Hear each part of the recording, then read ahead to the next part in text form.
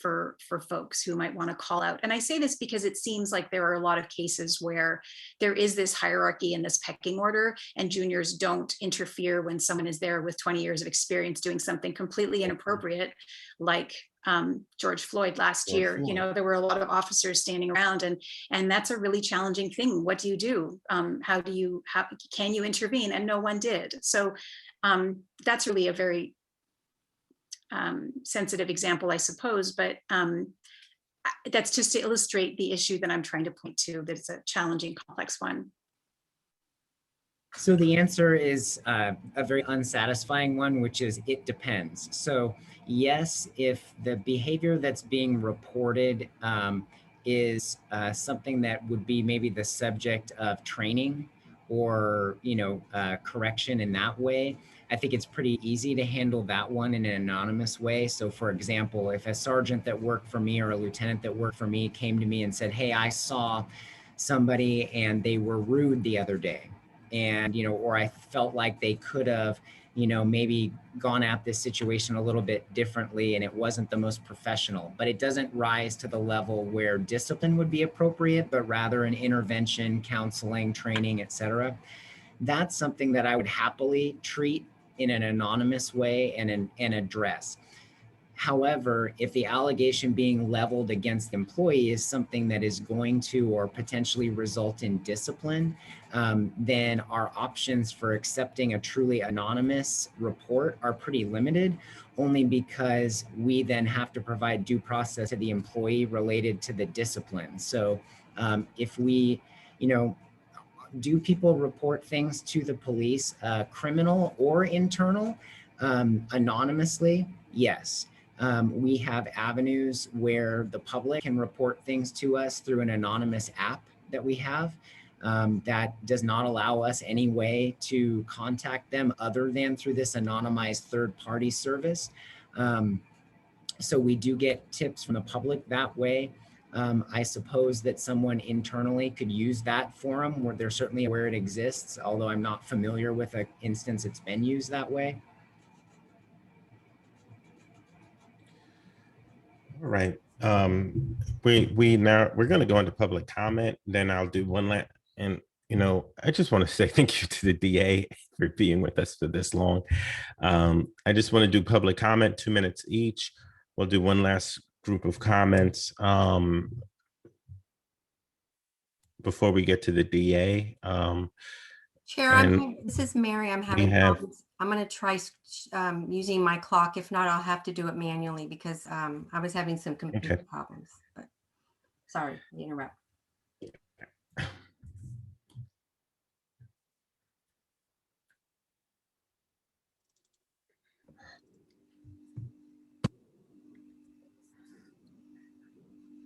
So it looks like we'll just do it manually. So we ask that the two speakers, I will go off screen. So when you see me back on screen, you will know that you're, looks, she did it. Yay. Here we go. Thank you.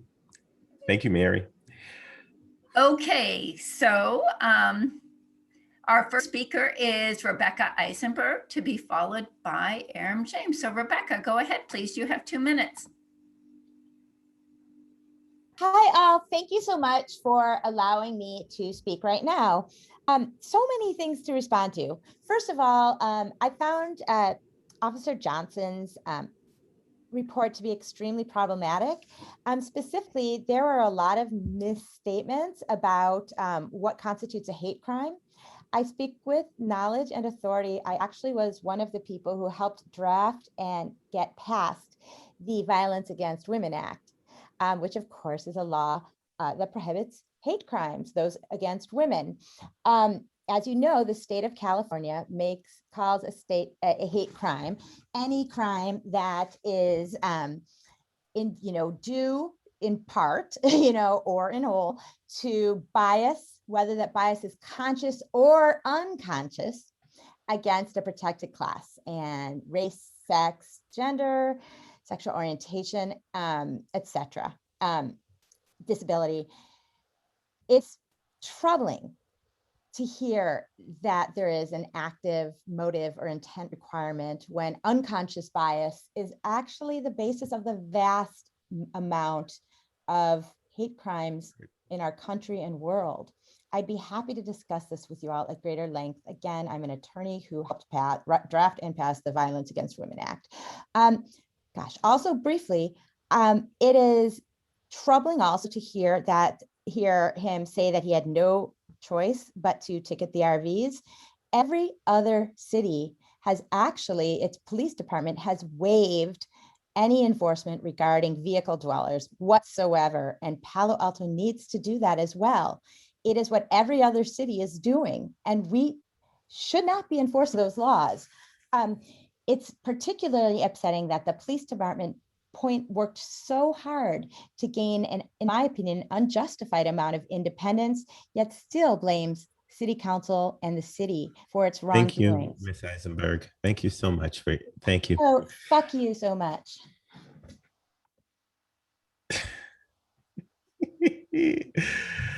The next speaker is Aram James. Aram, you have 2 minutes. Go ahead, please.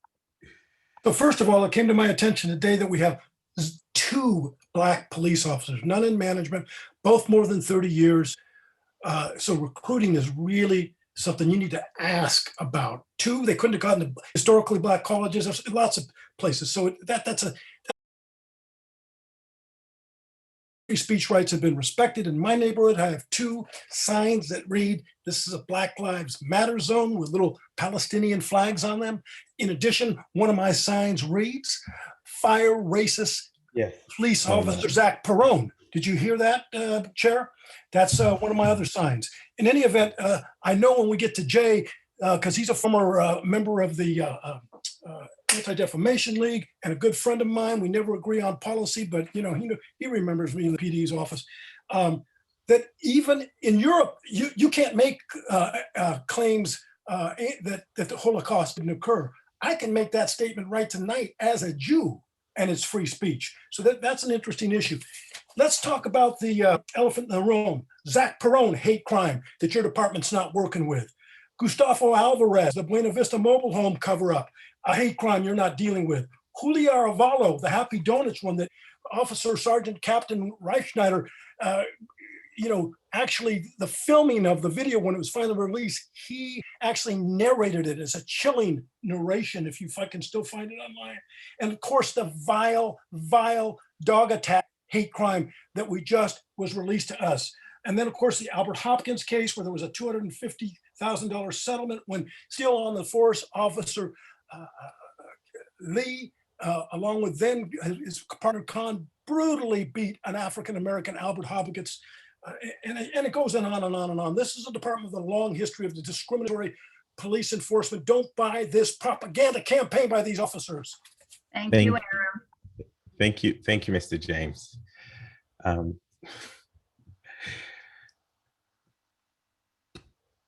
That was our last speaker, Mary.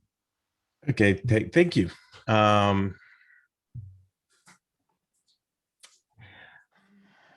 Do we have any other commissioners with any other statements for PD before we move to DA?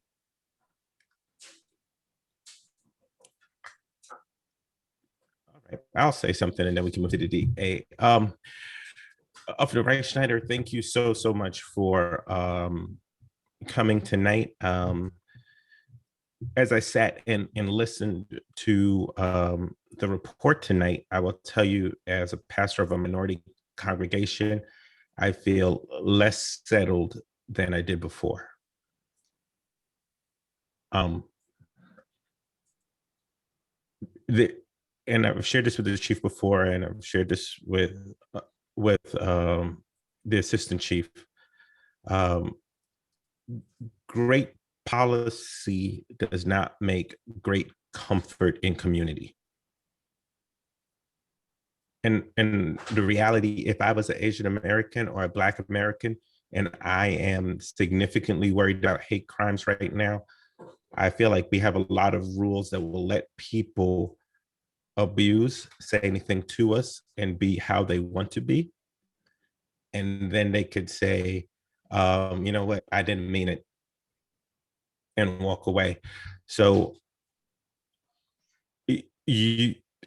this moment is forcing me to really dig deeper in the law and reach out to those that legislate, reach out to the NAACP, reach out to some of the other bodies, because if we live in a country that we start on a slippery slope with things like the Wuhan flu, then we have with signs in communities like the Wuhan flu, then you have seniors that are of Asian descent get attacked, and council members in the city get verbally abused. And then we see people in other communities get attacked, and we see people get shot. It sounds like the only recourse we have is when it becomes a crime and it's too late. And I feel, and it's not your fault, you just reported the facts as you know them, but I'm just going to tell you from my perspective and my community's perspective, it's not very reassuring. I was hoping to be reassured tonight. I really was, and it was not. So, commissioners, do we have any other questions? Thank you so much, Chief Johnson. Thank you so much, Captain Reich-Schneider, for your time. And hopefully we can keep the dialogue going, and we will continue to work as this as a community. Chief District Attorney Jay Boyski and Deputy District Attorney Aaron West, the time is yours. Thank you, Reverend. Just want to say thank you to all of the commissioners, as well as members of the public, and Chief Johnson and Captain Reich-Schneider.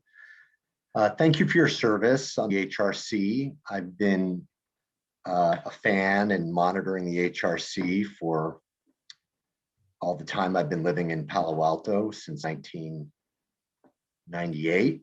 And you're doing righteous work, and we're coming together tonight in really fellowship with open hearts to do important work.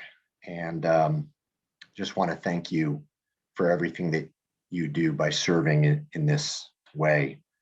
If I sound a little weary, it's really not because of the late hour or the long meeting. It's because of what's been happening in our world, from the insurrection, January 6th, to the fact that every single one of my Asian friends is telling me they're afraid. They're telling their parents not to go outside.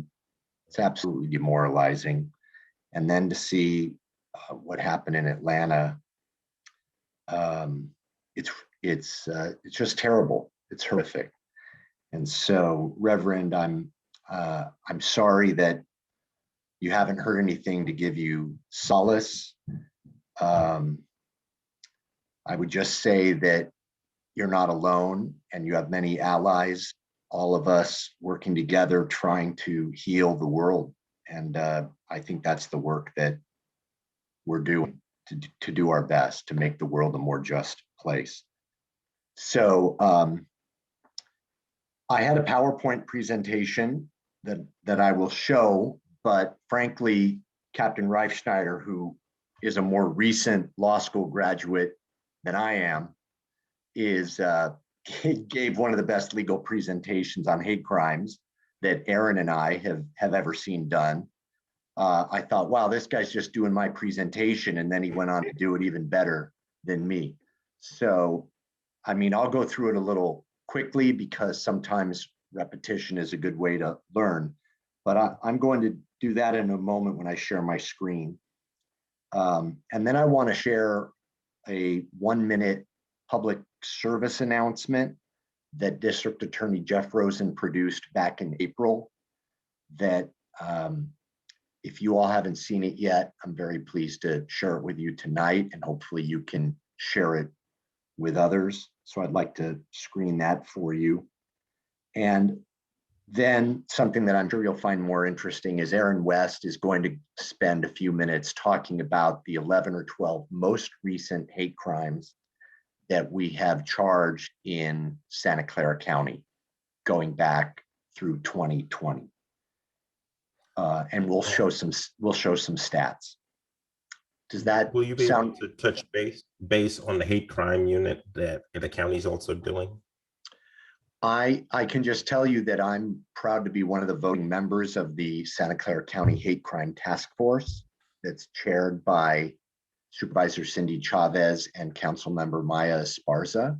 We just had our first meeting a few weeks ago where I presented this PowerPoint presentation that you're going to see, and I showed this public service announcement. So it's just starting, but I'm really happy that our county is paying so much attention, and they started getting that task force together a few months ago. So that's all I have to report about the county task force. But I would encourage all of you to attend any of the meetings.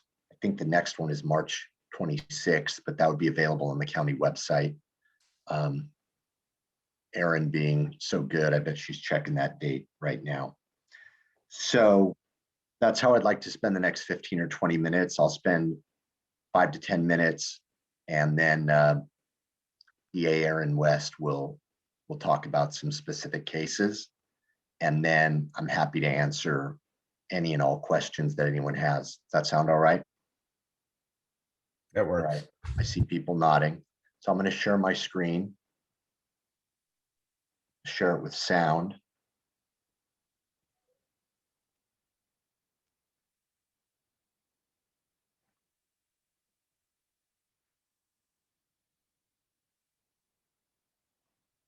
This is not a Chinese virus. This is not an Italian virus.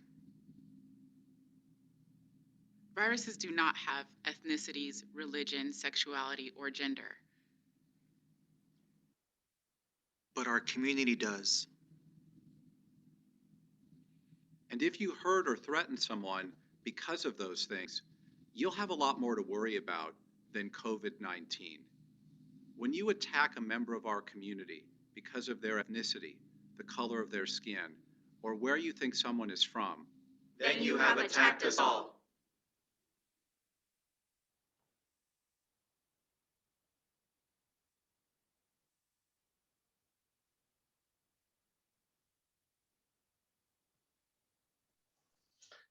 So that's an example of the community outreach that we do in the district attorney's office. And we were the first organization that I'm aware of, certainly the first DA's office in the United States that did something like that.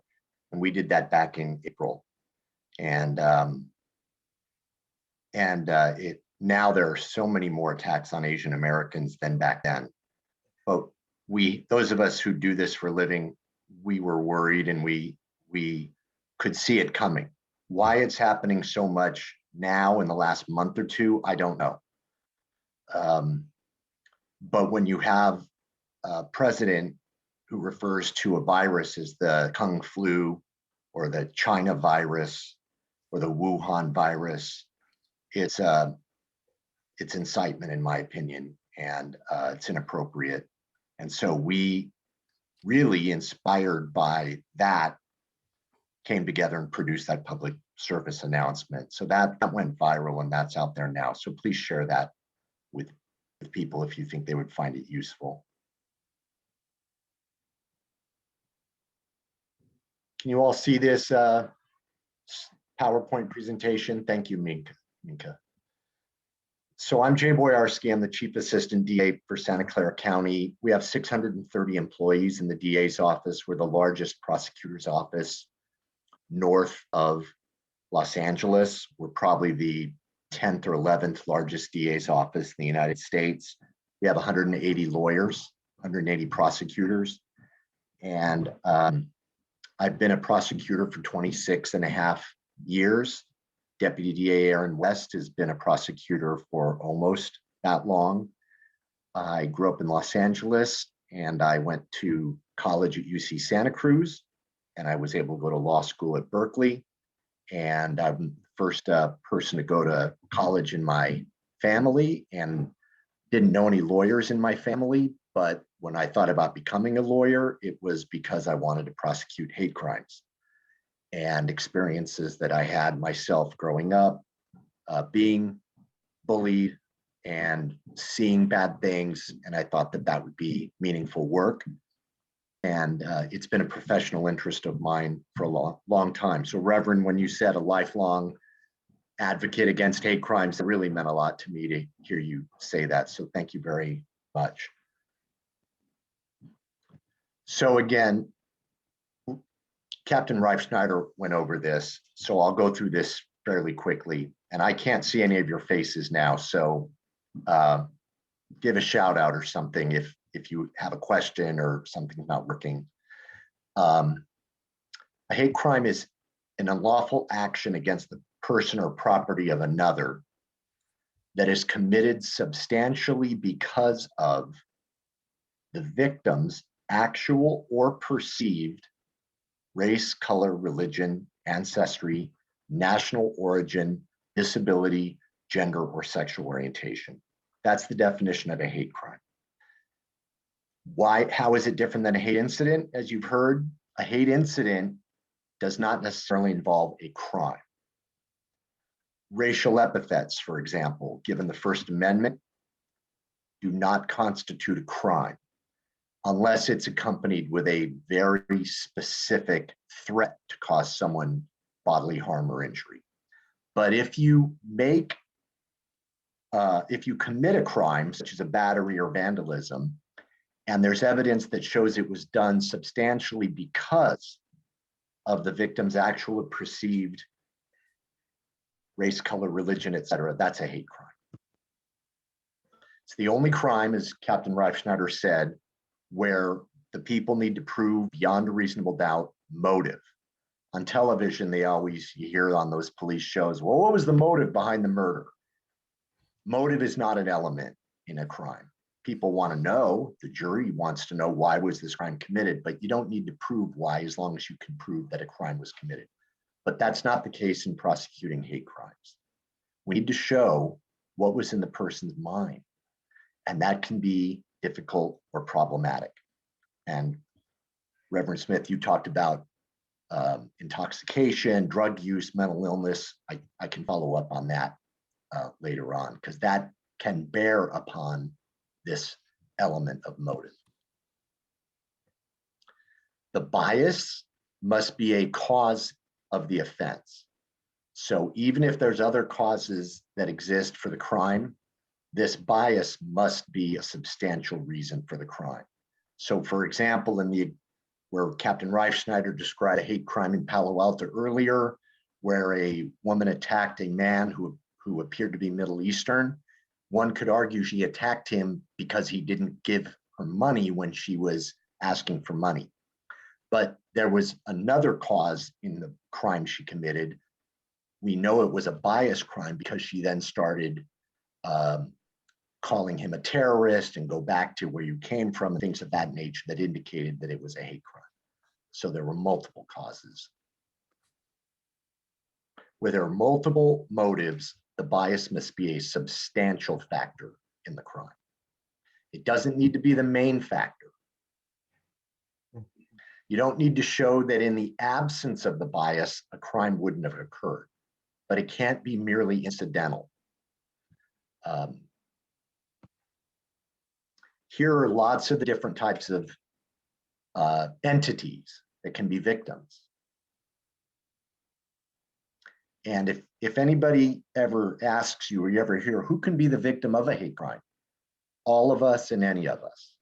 This is not about the thought police. This is not about the First Amendment. This is not about a law that only protects minorities or only protects gay people.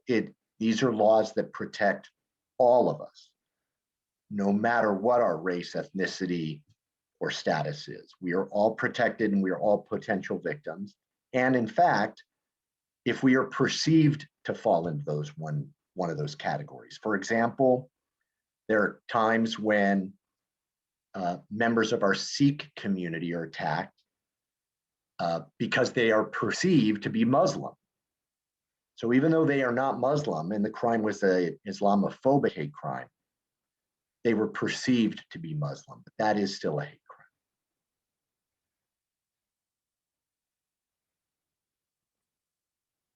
Here's some statistics.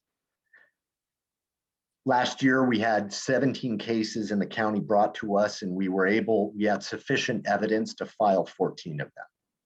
And Aaron West is going to tell you more about some of the facts. Remember, statistics can be misleading, they can be confusing. The statistics that Captain Reifschneider told you about, I think, for example, he said there were 6 crime reports of hate crimes in 2020, if I'm recalling. We only get a case, no matter what kind of case it is, hate crime or not a hate crime, if the case has been solved. Because police don't bring us cases if they don't have an identified suspect that they think committed the crime. But the police can certainly have crimes and they can know it's a hate crime, but if they don't have an identified suspect, it's not going to be brought to the district attorney's office. So there are hundreds and hundreds, if not thousands, of what I would call hate incidents in Santa Clara County, a county of 2 million. And Captain Reifschneider gave you that good definition of what a hate incident is. There are fewer hate crimes than hate incidents. And then within the hate crime category, how many of them are solved? That's an even smaller number. And then, of course, we've talked about crimes and incidents that never get reported, which is a huge issue. And that's partly one of the things that I'm sure the County Hate Crime Task Force will address. I'm just not even going to talk about these specific statutes because Captain Reifschneider already did. He did a great job talking about it. Here's 2 interesting hate crimes. It's a law to display a noose. If you meet these elements, it's a law to put a swastika up.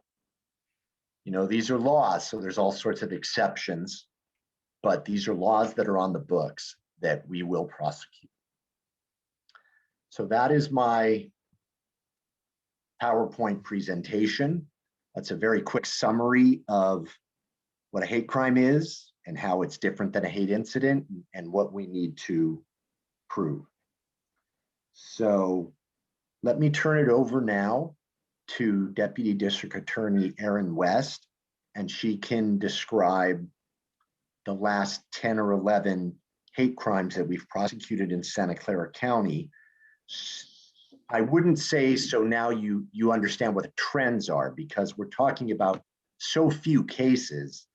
I wouldn't say that 12 hate crimes are representative of the trend of hate incidents, if that makes sense, because there are many more hate incidents than there are hate crimes.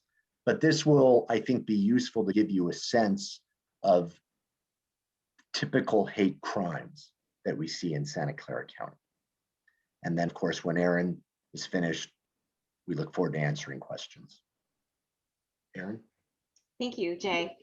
My role at the District Attorney's Office, I've been a prosecutor for 23 years, and my role is to review the incoming hate crime cases, make recommendations and discuss them with Jay and other interested parties in the District Attorney's Office, and then keep statistics and logs so we know what's happening in our county.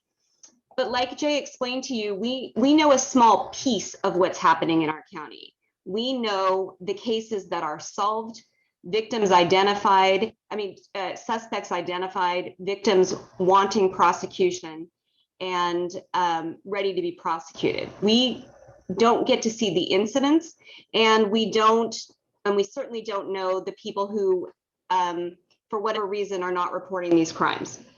So in 2020, we filed 14 hate crimes in Santa Clara County.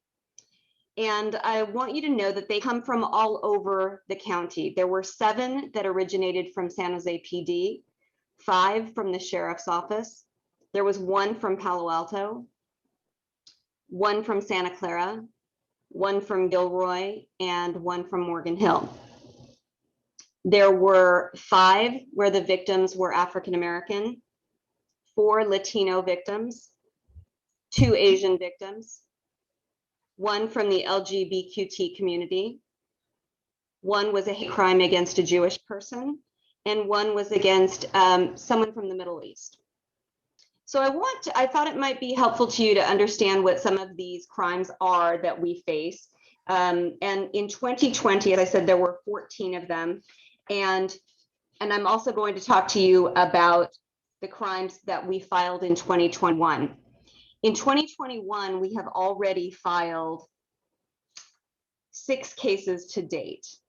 And again, from all over the community, 2 from San Jose, 1 from Morgan Hill, 1 from Palo Alto, 1 from Sunnyvale, and 1 from Mountain View. DA West? Yes. Is that an escalation of, that sounds like within the first quarter, if you continue that pace, you'll be at 24 cases filed for the year. That's exactly right. Wow. So there is an escalation. We are seeing an escalation, yes. And if I remember correctly from the stats earlier, you had 14 last year? Correct. And we're and already. the year before, it was 2. Correct. Okay. And in 2021, just to update you on the types of crimes, there were 2 against African Americans, 2 against Asians, 1 against the LGBTQ community, and 1 against the Middle East. Well, not the Middle East, but an unspecified Middle Eastern comment. So to take you through some of the fact scenarios that we see, they run the gamut. And you heard the captain talking to you about the various things we see, such as a hate associated with graffiti, hate associated with assault, hate associated with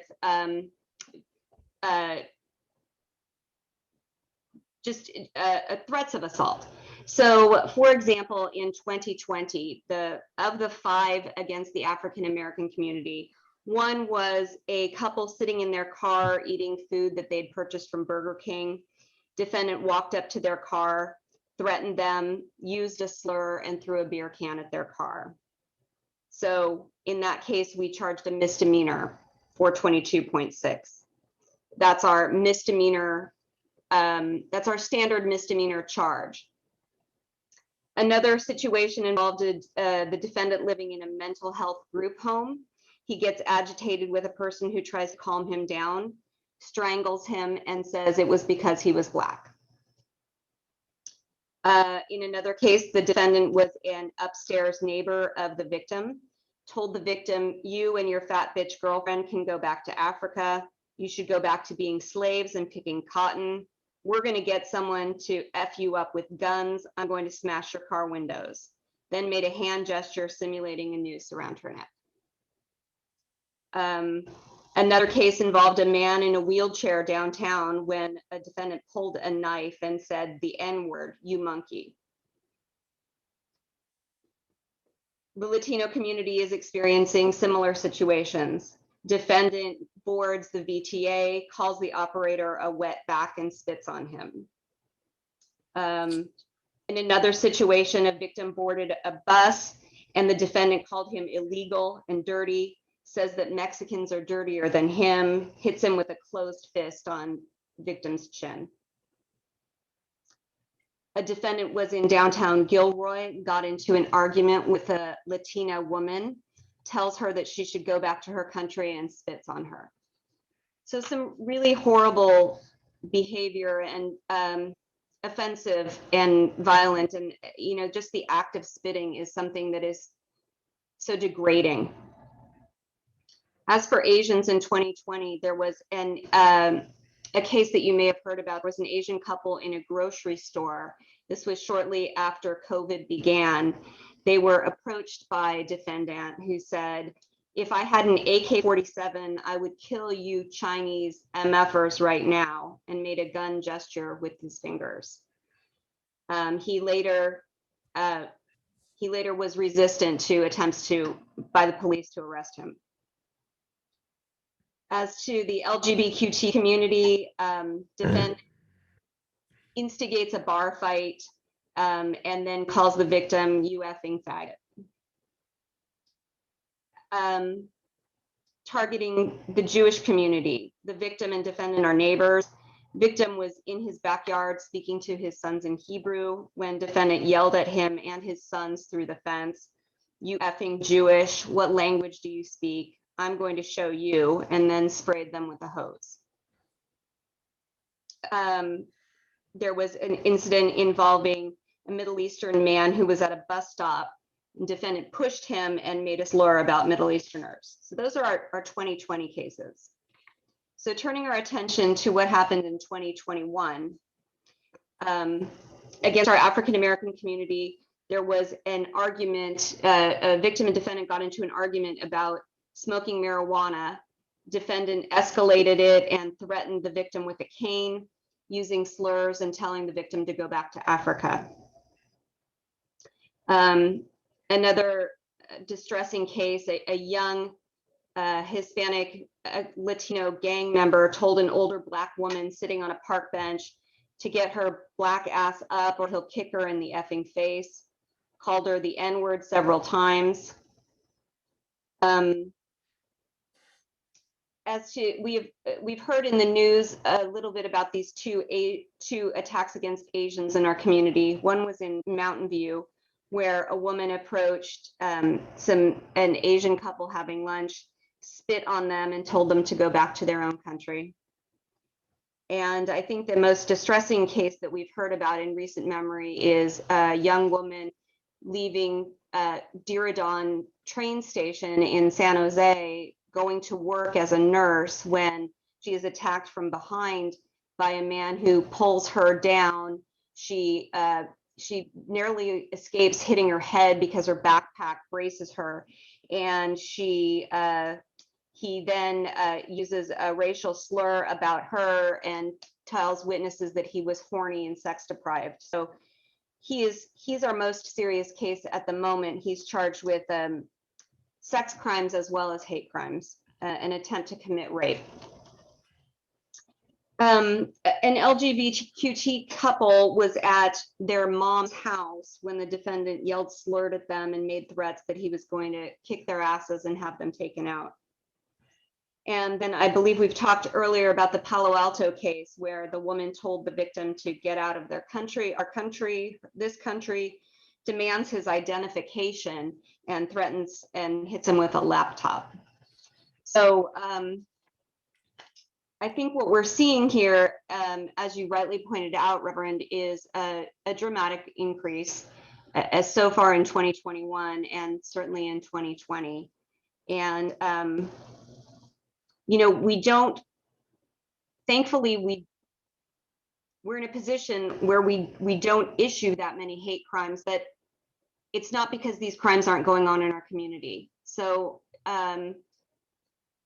the chief assistant and I always like opportunities to get to know people in our community better, because every time we can put faces to names, it gives us another opportunity to perhaps hear about what's really going on in the community and explore ways to get victims to come forward. And we want to reassure them that we take their claims very seriously, that we have a team of people who are dramatically of dramatic importance to us to prosecute these cases. So I really appreciate the opportunity to speak with you, and we're happy to answer any questions that you might have.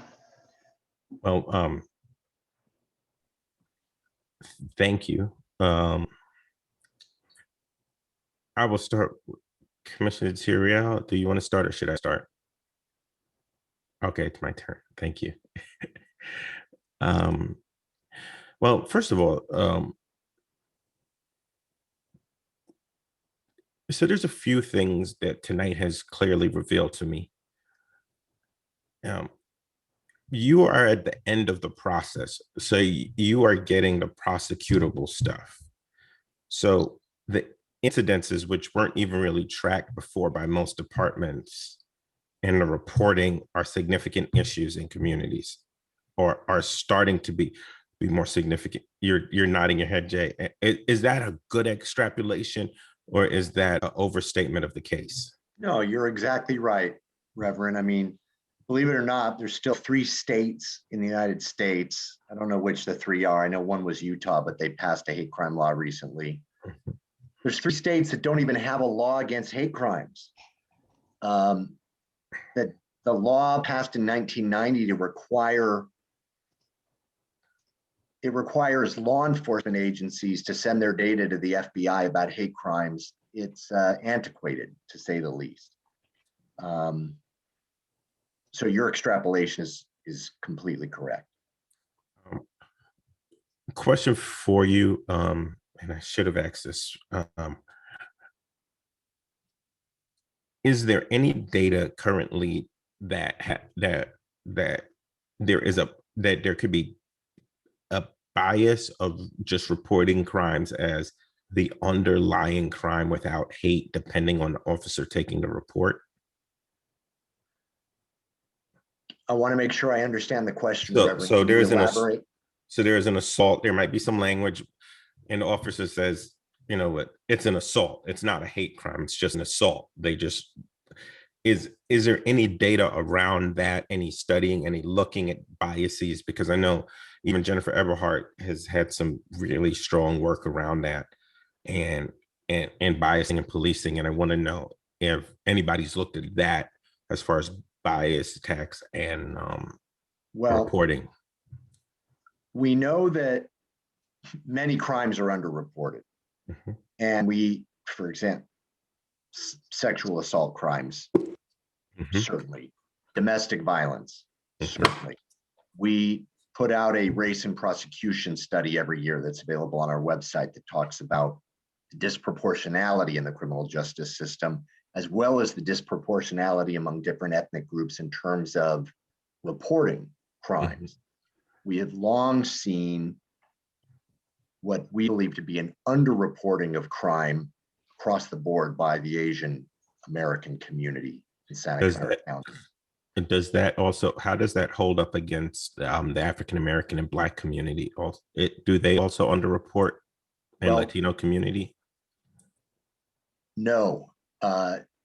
In terms of the percentages of Asians in Santa Clara County versus the amount of crime involving Asian victims or Asian defendants, mm-hmm. it is completely disproportionate in an underreporting way, okay, as it relates to Asian Americans, mm-hmm. quite differently than as it relates to Caucasians, Latinos, and African Americans. And the reason I bring that up is now we're seeing this very troubling trend of hate incidents against Asian Americans.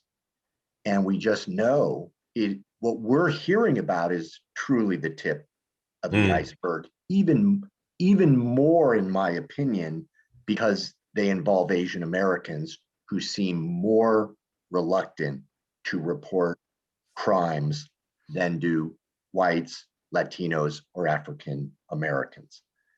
I'm referring to data that we have that applies to crime generally. And so if any of you are interested in seeing that information, it's every year we put out a study on race and prosecutions. I mean, it's nowhere near as thorough and complete as it should be. I feel like we are in the dark ages when it comes to our use of data. But again, I can tell you that I think we are the first district attorney's office in the United States to even put out such a report. Many, in my opinion, probably a lot of DA's offices don't like the data. They don't like what it might reveal or show, so they don't want to look at it. We want to look at it, so even if it makes us uncomfortable or we see things that we are rightfully concerned about, we can get to the bottom of it. So that's a race and prosecutions study. Let me defer to my other commissioners. I think you gave me just some great stuff to think about. Thank you, Jay. Vice Chair. Thank you.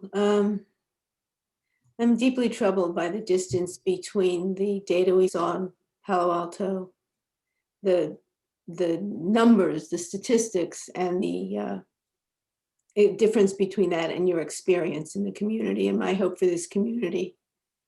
I think the letter to the council is a good announcement of the trajectory that this commission wants to pursue in its work. And I guess I'd ask our guests if they think that there's some utility in going to the county. I think we can send a letter with modifications to the hate crime commission for the county. I'm pretty sure Jay will let it get air there. Have you seen the letter yet or no? I have, and I've seen it, and I think it's excellent, and I think it should be submitted to county task force without a doubt. Thank you. And then I think we need to continue to give voice to the experience of the people in this community, so there's more visibility. I take your point well, the communication might help victims come forward. But I'm also concerned that I don't know how much utility or how much we can push the law if people are, I mean, it's one thing to say, there's a law, you have to wear a seatbelt, so people will start to wear a seatbelt. But even if we have laws that are well written, says you can't hate, there's hatred. And I think as a commission, we need to think about how we can communicate and give people voice so that maybe people feel other people's hate, and and hopefully we can make some change. Is there something I'm missing in the legal aspect that we can do to?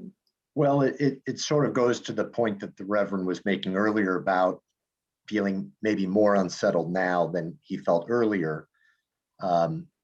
Commissioner Stinger, we don't have laws against hate in the United States. We have the First Amendment, which allows people to say reprehensible, despicable, and vile things publicly and to one another and in all sorts of forums. And no one should think that hate crimes laws are laws against hate, because they're not. There are countries that are different, but the First Amendment provides the opportunity to say hateful, despicable things. But in the United States, you're not allowed to harm people. You're not allowed to threaten people. And appropriately, when you do those things, and it is because of a bias or a hate, as you would call it, then it deserves an enhancement, or what's known as a hate crime. So in order for there to be a hate crime, you have to have the crime, a battery, a vandalism, a rape. But then there's an enhancement which makes it a hate crime. And I think if there's something to feel maybe positive about, I used to do these trainings and I would have people say, this is just about political correctness, or this is just about the thought police. Why is a hate crime, why is your hate crime any worse than a bar fight? Both victims in those cases got a black eye. Why should a hate crime matter more? And what I always say is a hate crime is a crime against three. It's a crime against the victim who was injured. And it's also a crime against everyone else in the community who is like that victim, because it's sending a message to other people that are like that victim that you're not welcome here. We want you to be afraid. So that's the second way a hate crime is a crime against more than one person. And it's a crime against our country, because in the United States, we have the right to life, liberty, and the pursuit of happiness, and to be free from violence. And when a crime is committed based on who you are, something that you cannot and should not have to change, it is a crime against the very foundation of our country. So that's why I'm pleased that I don't really hear too many people now saying we shouldn't even have hate crimes. I think the debate is shifted, and now we're talking about making sure that people actually report hate crimes and report hate incidents. And what I'm sure the task force is going to do, and what your letter references, is People should call the police, call 911 when they feel threatened, make a report online so that statistics can be kept and we can identify trends. And that's very, very important. You know, we just had a rally outside of San Jose City Hall on Saturday, and there were 200 to 300 people there. And I think it's incredibly important, particularly now when we see these trends, for the public to see the media coverage and to see leaders and non-leaders, ordinary citizens, if you will, coming together to condemn. Because the voices of hundreds then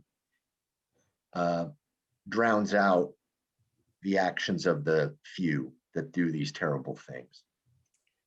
So that's why it's really, really important for us to not sweep these things under the rug or to say, oh, if we publicize it, it's just going to attract more of it, right? Absolutely not. Every one of these horrible things that DDA West described is an opportunity for people, for all of us to come together and show unity for the values that really matter for all of us. That's why there is an HRC, right? That's why there's hate crimes laws. So I wish we didn't have to do these things. I wish we didn't have to have rallies in a perfect world, but human nature is human nature. There's hate. I mean, I'm not a reverend, but the reverend has probably said, you wouldn't know what love is if you didn't know what hate was, right? We just need to increase love and decrease hate. I want to quote you this Sunday, DA. Like the DA said, I would say this. I'm going to say it this Sunday.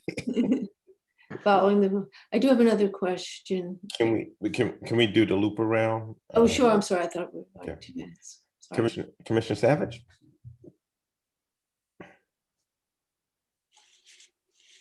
I'm a little shell shocked, but you know, we've heard this list of hate crimes from last year and beginning of this year. Very sobering to hear that. It brings up serious concerns, just really shocking. And I think we're all feeling a little bit unsettled. And I agree that we do need to publicize this. It will create some unity. And I'm just wondering, you know, so far for this year, it is considered a trend, an unsettling trend. And what do you attribute to this? Is it just, well, I'd like to hear, you know, your thoughts about what's going on behind this. What do you attribute to some of these increases? Well, thank you, Commissioner Savage. I don't know why we're seeing a trend, particularly the trend against Asian American Pacific Islanders, as much as we're seeing in the last few months.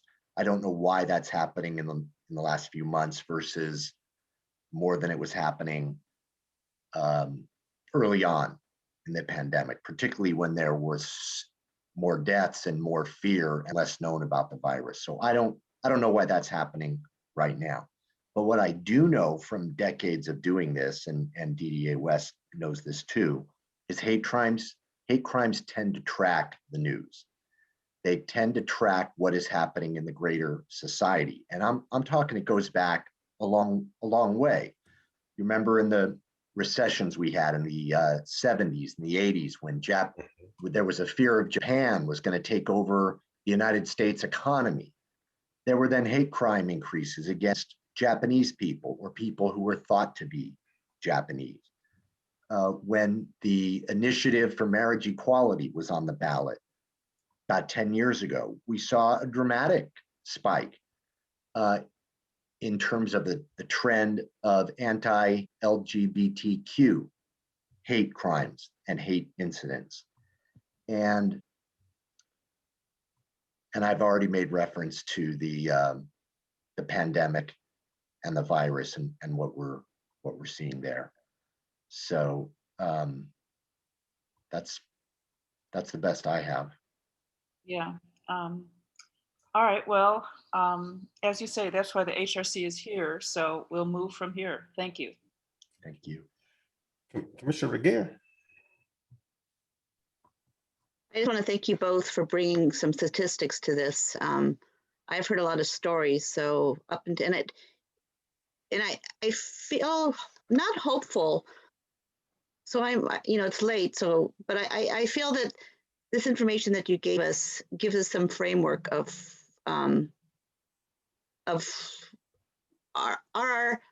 we are the Human Relations Commission. We're not the Human Legal Society. I mean, we're not there to help law. We're help people and serve people and get everybody together. And so I want to thank you both for kind of bringing this, because I remember it was a year ago in January, and I feel morally upset over this for myself because our other commissioner brought it up in January.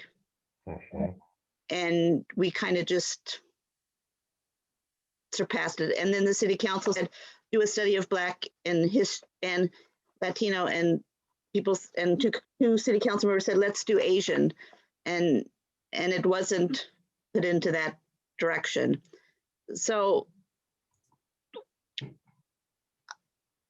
I thank you for bringing this up, because I think that it's something that we can work on, and I don't want to take any more time. I'm actually hopeful because I think the youth are seeing what's going on, and I think it's a wake-up call that we have a lot of work to do, that we're still not we're human beings that have a lot of faults, and we have a lot of work to do to bring humanity back.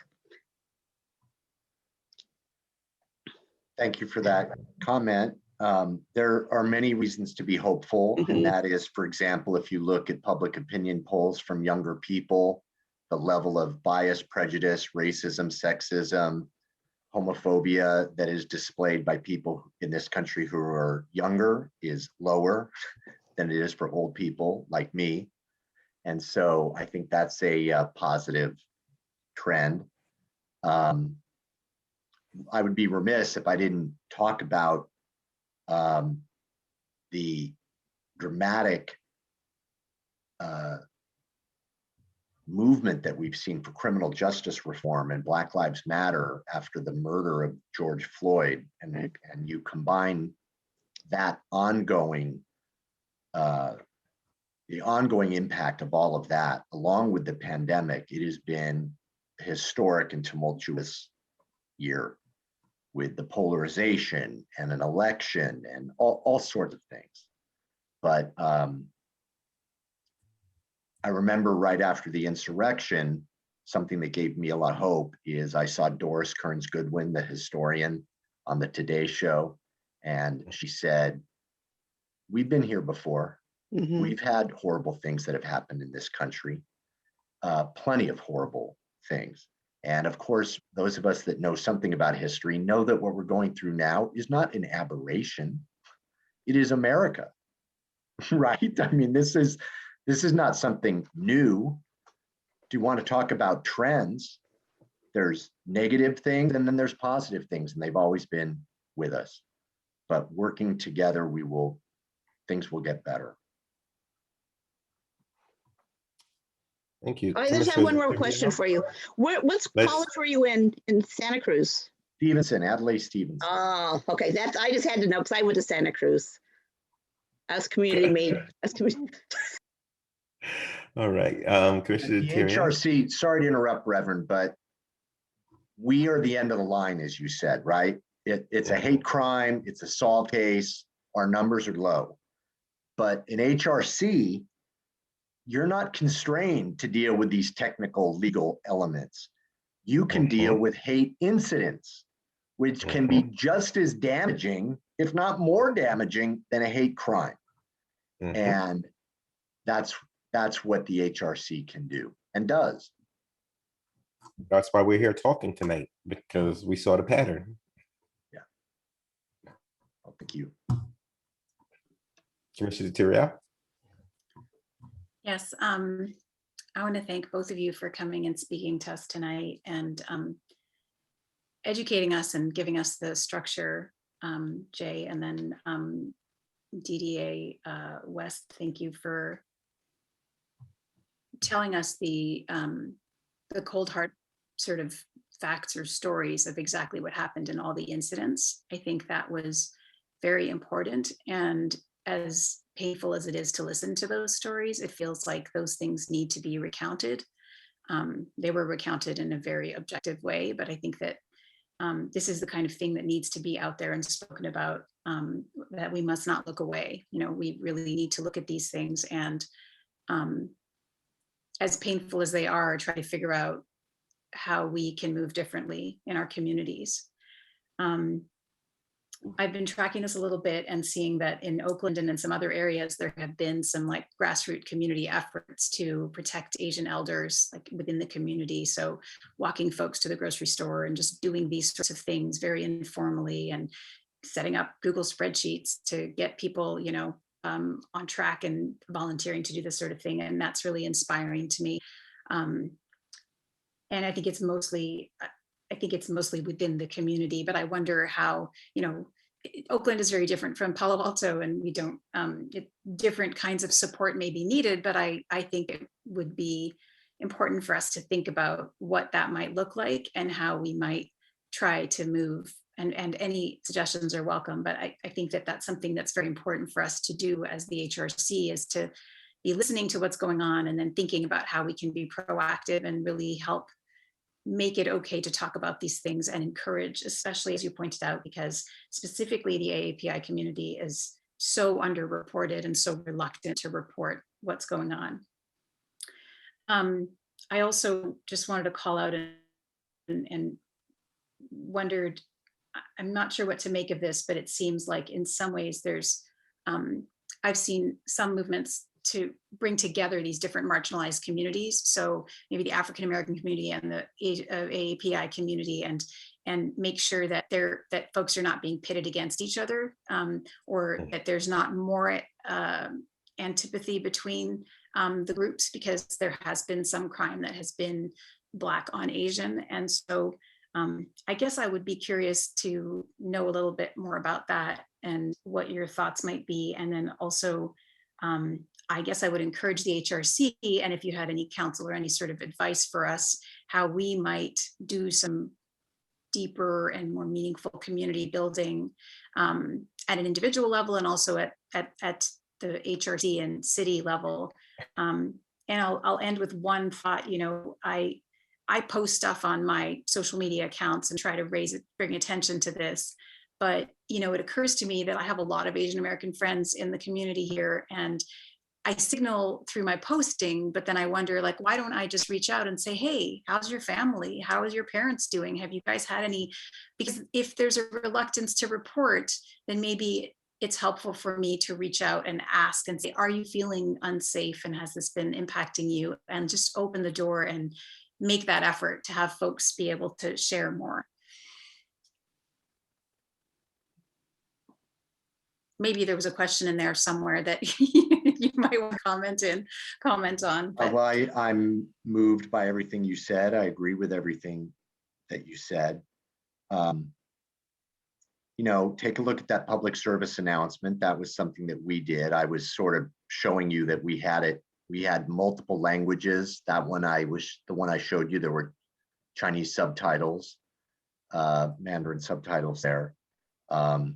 I would say my unsolicited advice is, yes, we need to reach out to targeted groups, and because those are the individuals, those are the groups that are in need. Currently, we're talking about AAPI. But in terms of your broader messaging, hate crimes are not about protecting minorities. And as if there's something wrong with protecting minorities, there's not. Hate crimes are about protecting all of us, protecting our very value system and our country. And no one should think that a hate crime, that only white people commit hate crimes, only, I don't know, Jewish people or Black people they're the only victims of hate crimes. It's not that simple. And if that's the messaging, it's just divisive, isn't it? What we need to talk about is love and inclusivity, and recognize that any of us could be a victim of a hate crime. And since all of us are human, any of us are capable of committing a hate crime, no matter our background, our ethnicity, our race, because we're human. And so, you know, sometimes you hear people say, or we say, well, that didn't happen around here. You know, that DA's office engaged in bad practices. You know, they convicted someone that was not guilty. Well, that wasn't around here, or that was in the South. That's not around here. No, we can't do that. And so we need to act. We need to think globally, but act locally, right? So Palo Alto is a wonderful, exceptional place, of course. We all care a great deal about it.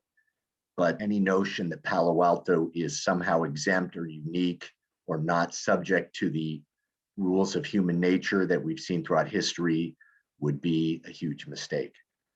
So again, thank you to the HRC for highlighting these issues. This is an issue for everybody. So we have now time for public comment. Please raise your hand. I'll just say before the public comment starts, I've known Aaron James for over 25 years. And so I'm sure he's going to have a comment. But yes, we go back a long way. And I know Aaron, we don't often agree about policy, but I know him to be a well-intentioned and kind-hearted human being. Thank you so much. So we'll just. Okay. Who are we going to start with, Aminka?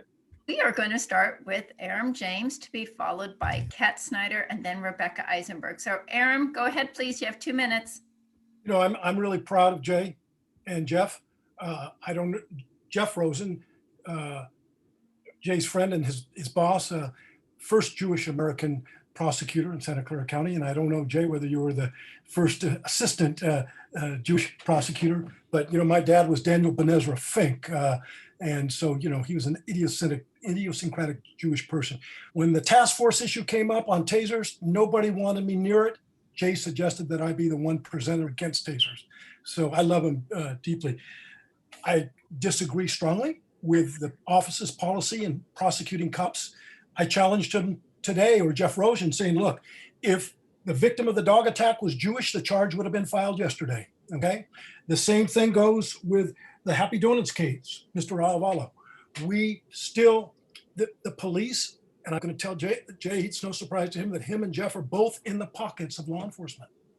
They simply will not exercise prosecutorial discretion to file against bad cops. There's union problems. There's a fear of not being elected. And I want to give you an alternative book to read. Jay, you've probably read this book. It's by Angela J. Davis, not to be confused with Angela Y. Davis, who's also a warrior for justice and abolition of criminal justices. But it's called Arbitrary Justice: The Power of the American Prosecutor by Angela J. Davis. First ran the public defender's office in DC and now is a professor, and she speaks brilliantly about the discriminatory exercise of prosecutorial discretion. If she was the prosecutor or some of our other progressive prosecutors, they would be prosecuting these cops.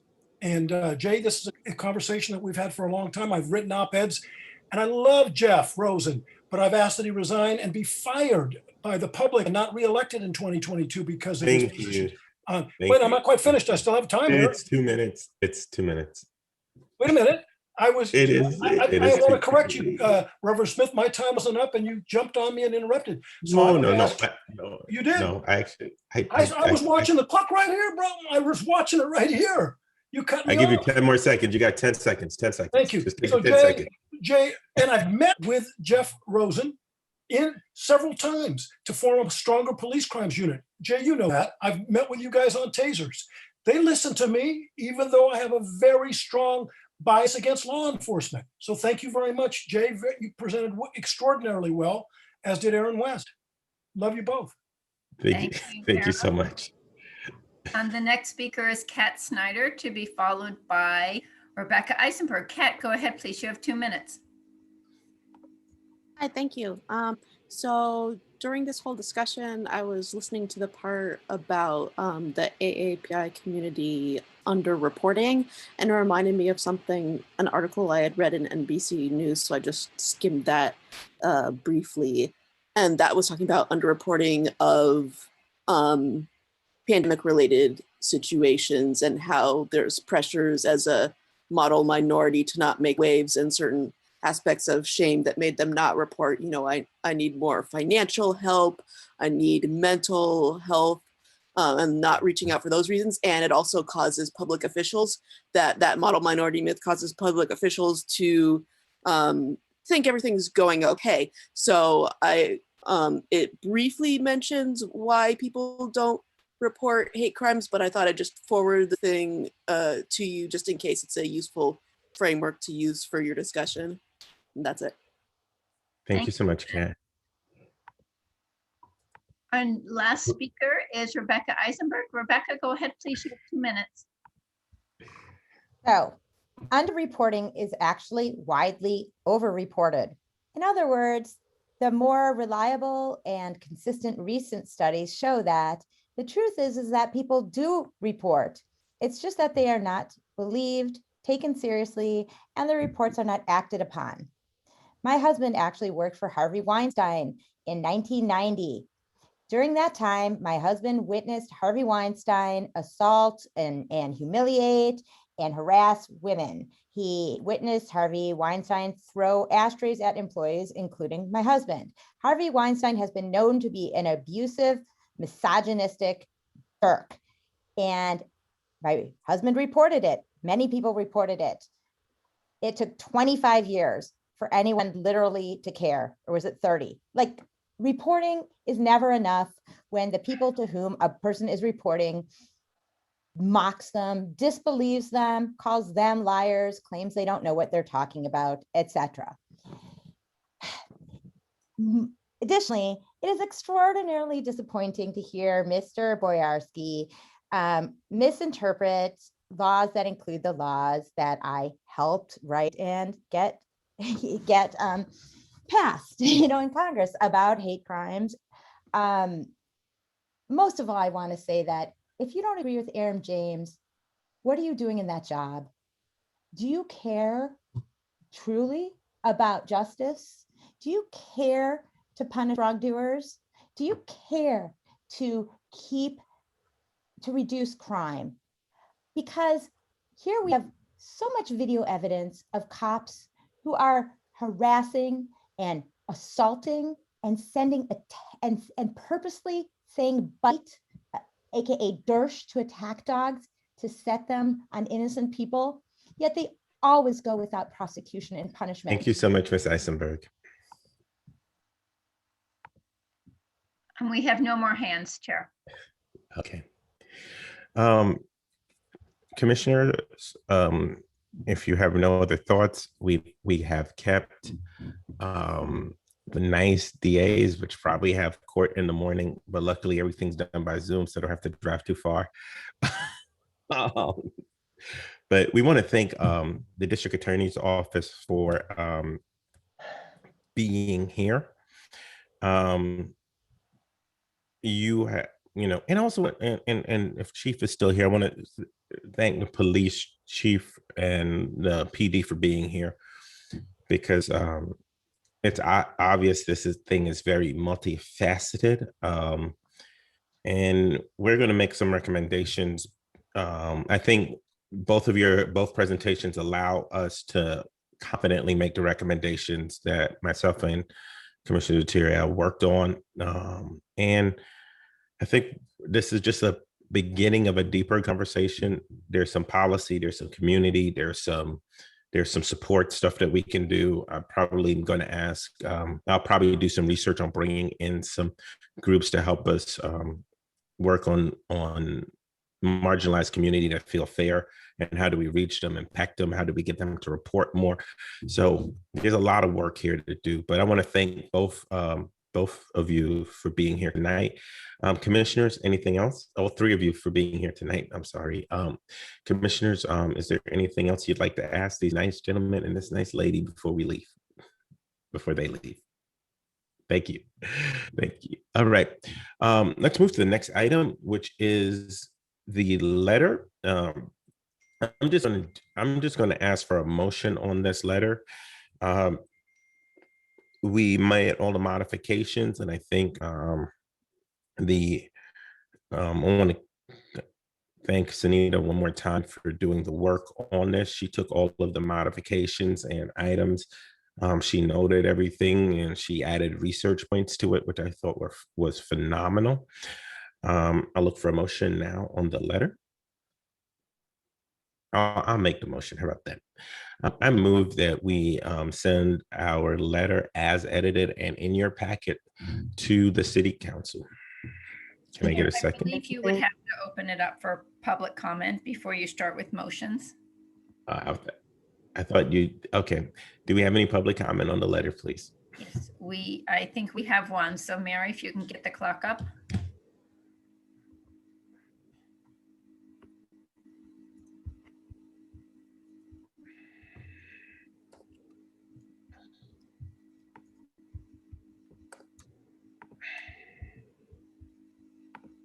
We have one speaker. Aram, go ahead. You have 2 minutes, please.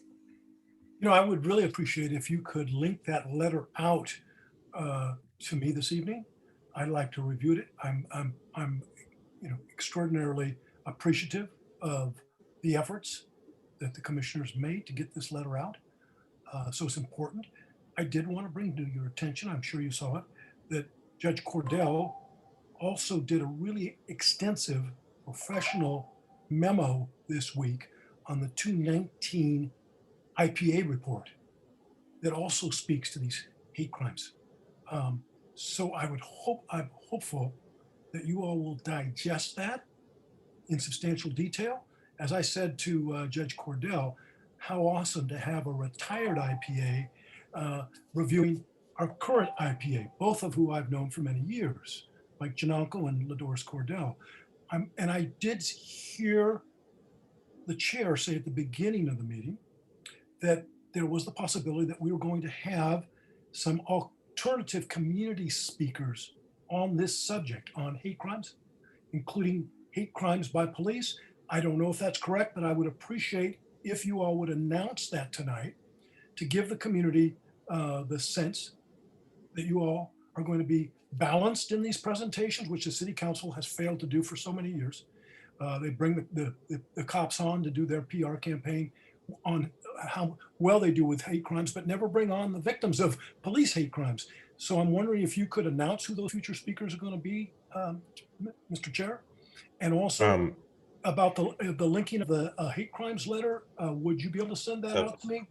Yeah, the hate crimes letter, Aram, is linked to the agenda, but I can send it out to you separately tomorrow, but it is linked to the agenda. I'm sorry, then I'll find it and review it myself. I appreciate that very much. Chair, if you could respond to my question, I'd greatly appreciate it. Mr. James, we will have somebody from the African American and somebody from the Asian community organizations that have been dealing with hate crimes speak. I don't want to commit. I know we have the invitations out. We're waiting for the acceptances.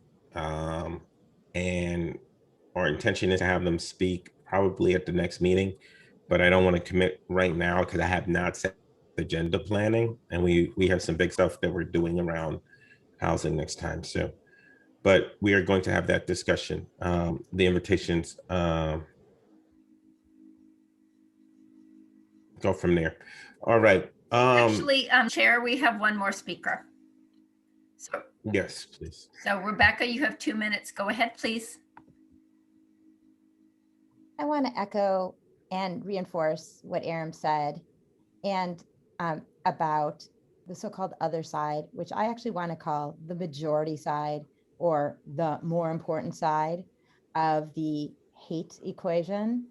And while I guess I appreciate you're looking for a speaker from the African American and Asian American community, it strikes me as close to impossible that you wouldn't be able to find a woman, which is the majority of our population. I think women are like 60% of the population in Palo Alto, which you can't tell by the leadership, of course. And women also are victims of hate crimes every day, every second, all the time, and including atrocious acts of hate by police. Women who are raped by police officers happens a lot more often than one might guess. This is why so many of us agree with cities that now don't have armed cops do traffic stops. There's never been a reason for that. But Palo Alto, again, is way behind the times with this. So I think you could find a woman. Also, a huge category is the LGBTQIA+ community. I think it's truly only fair if you expand beyond, an Asian person and an African-American person, whom I'm guessing would probably be defaulted to what is viewed in Palo Alto as the norm, even though it's not the quantitative norm, which is a man. So maybe try to find women for those roles too. Thank you for working harder on this. And I'm not going to swear, but I feel like it sometimes. So have a good night. Thank you. Ms. Eisenberg, we appreciate your comments. Thank you for participating. We really do appreciate them. All right, commissioners. I've got two. Let's do this letter. I want to just give the assignments, and then I want to do one last piece of business and ask if there are any commissioner reports. Let's see if we can accomplish this in 8 minutes. Ready? I move that we send this letter to the city council as in your packet. Do I have a second? Second. Letters up for discussion. Any discussion points? Yes, Commissioner Vergeer. I would like to, I don't know how to amend, it's a friendly motion. I think it would be very important for us, because eventually you want to write a letter and put it in the newspaper. And I think maybe we should put it in the newspaper so that people know. I mean, I suggest that we submit it to the newspaper too for publish to say this is what we're thinking, because a lot of times people read that more than they go to the city council. I will send it. I will send it out. So we need to admit it though. Yeah. So I'll do the friendly amendment. Okay. You can just amend your motion, Chair. Oh, that we send this to city council and local newspapers. That will be my amendment. Nice. That's all. Thank you. And were we going to? Yes, Vice Chair. And the county. We're going to send it to county, city council, and local media. Does that count? Thank you. All right. Can I have a second on the motion? Yes, I did. Okay, it's time for votes. Time for votes. Second. Oh. It's time for votes. Commissioner Deterrial. Aye. Commissioner Vergeer. Aye. Commissioner Savage. Aye. Commissioner Stinger. Aye. Commissioner Smith. Aye. Thank you so much, everybody, and thank you for participating in the process. We do have 2 more speakers that were supposed to speak tonight, but we showed wisdom and didn't invite them because we'd have been here till 1 a.m, and we're not the city council. All right. I just need everybody to take a look at the assignments. We did this, everybody got their first choice, and then we assigned them to their second and third choice based on what we voted on. So ad hoc, inclusion and belonging, that's myself and the vice chair. Inclusion, belonging, hate crimes and hate-based incidents, that's Commissioner Deterrial, Commissioner Savage. Housing, Commissioner Vergeer, and Commissioner Deterrial. Public health, Commissioner Savage and Commissioner Vergeer. We each have, I think I want to touch the only one that is currently not active and moving forward is public health, but I think we need to have a discussion with that. I was just on a call this afternoon with a couple of different union reps that represent teachers and others that work in a school system, and there seems to be a lot of mental stress on students, parents, XYZ, and they were highlighting that a lot. So maybe we should have a conversation before our next meeting about ways you can start looking at public health and the reopening and how do we best navigate that in this time. So, all right, we now have commissioners, wrong screen, sorry. We now are on commissioner reports. Do any commissioners have anything to report that we haven't heard? Okay, are we good? Staff? Valerie, you had something to report? Are you good? Okay. Well, I think Commissioner Regier, go. No, I think Sunita raised her hand first. Sunita? Yes. Yeah, thank you. And this is my first commissioner report. I'm not sure it's a proper, this is what I'm supposed to do, but I wanted to mention that I went to that cleanup that was referred to earlier that happened with the Kiwanis Club, and a bunch of volunteers came to El Camino Real to work with the RV dweller family community and clean up. And I met with Evelyn of KSP, got a sense of what that organization is doing. Kafenia was there too, Collective for Peace by Mary Jane Marcus, headed by Mary Jane Marcus, just to start to get to know some of the issues. And I won't go into them tonight because I know we're trying to finish in the next few minutes, but I'll just share a very sweet anecdote. There was this thorough cleaning that was going on, including removal of leaves and any kind of litter to leave the space impeccable. And as we were closing down and collecting tables that were out for community delivery of services, one of the women who lived in the RVs, I speak some Spanish, so I was chatting with her, and she showed me that in the area, so this area has these fences that separate Stanford from El Camino Real. There's rose bushes along there. And so she showed me how she was a little bit disappointed and sad because she had some potatoes she had planted next to a rose bush, and they had been pulled out by the volunteers as they were doing all the cleaning. She had some mint, she had green beans, and she was showing me all these sort of like incognito camouflaged things that she was growing. And I just wanted to, I really think that I'm inspired to get to know this community better. And I think that there's some real potential to relay these stories and share these stories. I mean, it's just a beautiful thing for folks to want to plant food and grow food. And it just gives an element of the humanity that's there and the desire for simple things to just have a little bit of earth to grow something in. And so I wanted to report that, and that's it. And I think that's an appropriate report, right? Because it's something to do with the HRC.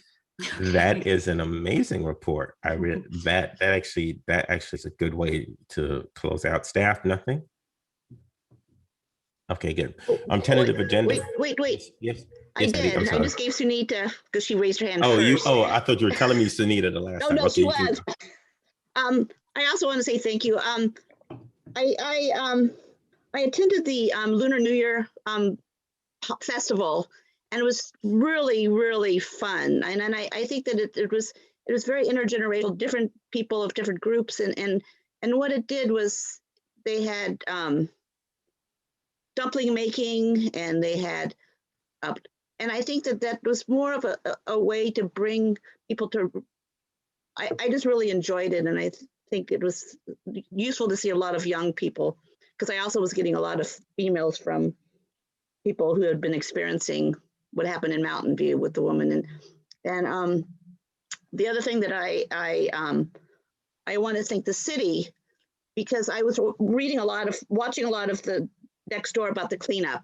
And so I'm on the zero waste committee, and the city was really trying to give bags and stuff for the parking lots, and really trying to figure out a way to clean up that area too.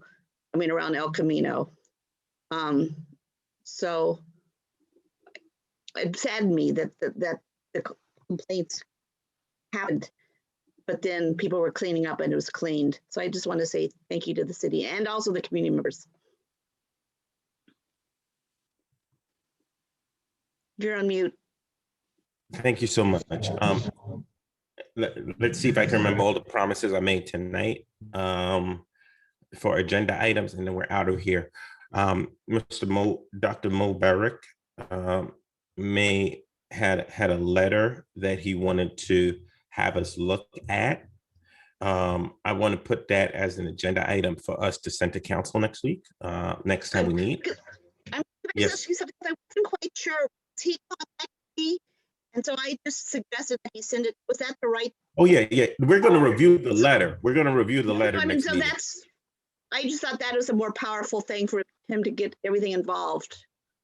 Yeah, I think it's the right thing. And he reached out to me on a couple of different formats. So I want to give everybody a chance to review what he wants us to support and sponsor. Number two, we will start our policy discussion about more practical and more humane ways and policies we want to recommend to the city as far as dealing with those that are having housing challenges. That will come from Commissioner Regier and Commissioner Theriault. Our goal there is to really start leading the conversation on what does it look like on a practical and policy side to give recommendations. And then finally, am I forgetting anything, Minka? Oh, we're bringing in our last two speakers for hate crimes, and we're bringing in community groups for that to get another perspective to hear from those that are experiencing and what communities are feeling about it. So those are the three things I have. If there's anything else we need to add, please let me know. Did I miss anything? We always need to keep on the agenda, like the last one you had on tonight, that update on work plan items. So it allows those that are working on issues thank to you so much. Report it back. But I interrupted the vice chair, so I'm sorry. Community conversations. We're going to need a lot of help after. We'll be moving full steam ahead, and that'll be only one meeting before that'll be April, May. So that'll be one meeting before it really gets going. So we want to fill in on the commission with all of the details, or as many details as we have at that time. Thank you. All right. HRC, I want to thank each of you. You're doing, like, I can't say this enough. You're doing really good work. You're doing really, really good work. From the response of the Palo Alto Arts Commission to the district attorney talking about the strong letter that we all put together. You know, we didn't rush it out. We really worked on it, looked at it, to what we're talking about with housing and how we're impacting it. You're doing some strong work in this community, and I'm grateful for each of you. So next month we have one meeting, not two. Yes. And thank you all for pushing it through 10 hours of meetings in 2 weeks. You deserve a few weeks off. And thank you, staff, for hanging out with us. Everybody, have a good night. See. Oh, one last thing. University AME Zion Church is having vaccinations at our church on the fourth Saturday. On the fourth Saturday of the month. Fourth Saturday of the month. And don't require ID and don't require an appointment. Standard 65 and over, and anyone from between 16 and 65 with a level of comorbidities. We're really trying to reach those in the Black, brown population. It's open to everybody, but those that usually wouldn't have technology, and it was good. So it was really good. So that's it. So I have a question on that, Chairman, just on the, because on Bellhaven, for example, they were letting people, housekeepers, they had to be in Mateo County. So are you going strictly by the guidelines, or if people are? So Or maybe, I shouldn't have Call even me. asked. Call me I tomorrow. should have asked. Call me tomorrow. Call me tomorrow. I can't. I'm sorry. I didn't mean to put you on We're the working with spot. the county of Santa Clara. And Yeah, so that's all I'm different. going to Okay. say is I'm working with the county of Santa Clara. Thank you. So it's for what time is it? From Just what time to text what time? I can It starts send at out, 10 a.m. It goes to 3 p.m. And listen, we did a couple of things that are really, really critical. There are people that don't know how to use computers, and they can't get on it. This is for them. There are people that have ID issues or don't have all the paperwork together. We really wanted to create a place in the North County that gave people the opportunity to get it. They don't have to go all the way down to San Jose to take advantage of services. So thank you, everybody. So are you blaming people like Alviso did with the neighbors, like just giving them a piece of paper? Or how are you notifying people that don't have computers? I can print out and I can ask others to distribute. I've sent to a lot of social services and a lot of community organizations. And I'm printing some and going to like supermarkets and giving it to staff at supermarkets. So great, thank you. Thank you. Yes, Commissioner. Just I wanted to say thank you, Chair Smith, for putting together what was a very long meeting, but was very fruitful and important and went into some depth into some issues that were really important. So thank you for the work behind getting that set up. Perfect. Thank you, everybody. And we will talk later. Enjoy, get some rest, everybody. Thank you, everybody, for sticking with us. Thank you.